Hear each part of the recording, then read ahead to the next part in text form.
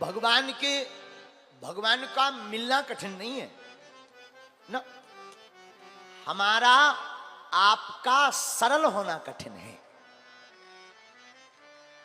भगवान तो मिलने को अभी भी तैयार बैठे हैं, भगवान का मिलना कठिन नहीं है, हमारा आपका सरल होना कठिन है। जो विनम्र हो जाता है, जो सरल हो जाता है, वो हमारे ठाकुर को पा जाता है। और एक बात, नन्हे बच्चों को संस्कार जरूर दो बचपन से ही। यशोदा मैया की आदत है, कोई भी काम होता ना पूजा करवाती, संतों को बुलाती, गीत गवाती। सत्यनारायण की पूजा होती है यशोदा मैया के घर पर बहुत ज्यादा, खूब सत्यनारायण की पूजा कराती हैं। अब पहले के जमाने में तो खूब सत्यनारायण होती थी, अब आजकल तो बड़ी गायब हो गई।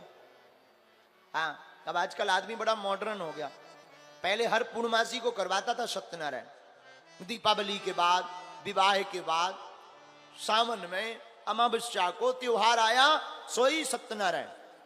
और वो सत्यनारायण का आनंद भी बड़ा अच्छा रहता था। पंजीरी का प्रसाद, बढ़िया भोग, दोना के पत्ता में बढ़िया चरणामृत, बढ़िया नारियल फूटकर जय जयकार लगना, गांव के लोग बैठना, वो पंडित जी का आना, घंटिया बजाना। इति श्री रेवा खंडे व्रत कथायामो पंचमो अध्याय समाप्ता। बोल वृंदावन बिहारी लाल की जय। हमने भी बहुत बांची सत्यनारायण। हाँ, एक बार तो हमारे साथ विचित्र घटना घट गई थी सत्यनारायण बांचते बांचते। कहो तो बताएं। एक बार एक हमारे सेठ जी हैं, बहुत प्यारे, बहुत प्रिय, हम छोटे से ही थे, पढ़ते थे स्कूल में।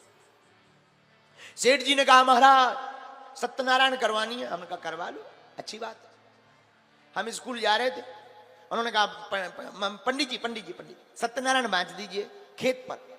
उन्होंने नया प्लाट लिया, नया कुआं लिया, खेती की जमीन। हम भी स्कूल में थे, गंज में पढ़ाई चल रही थी। हमने कहा सेठ जी तुम चलो हमारे, वहीं गंज में एक घर है, वहां से हमने भगवान रखे, एक पीली पीली पुस्तक रखी, थैला जो होता है थैला में सामान रखा। सेठ जी मोटरसाइकिल लेके आए। अब चले 5 किलोमीटर दूर जंगल में, खेत में, पूरा गांव उनका, पूरा घर, सब सेठ जी, बड़ी बड़ी सेठानी, बड़े बड़े सेठ बैठे। सत्यनारायण का हमने पूजन करवाया, भगवान रखे बढ़िया, पूजन करवाया, ध्यान करवाया, व्रत के बारे में बताया। अब सत्यनारायण जब बांचने का टाइम आया, हमने कहा सेठ जी हाथ में हल्दी चावल ले लो। सेठ जी बोले तैयार है। हमने कहा पंडित जी भी तैयार है।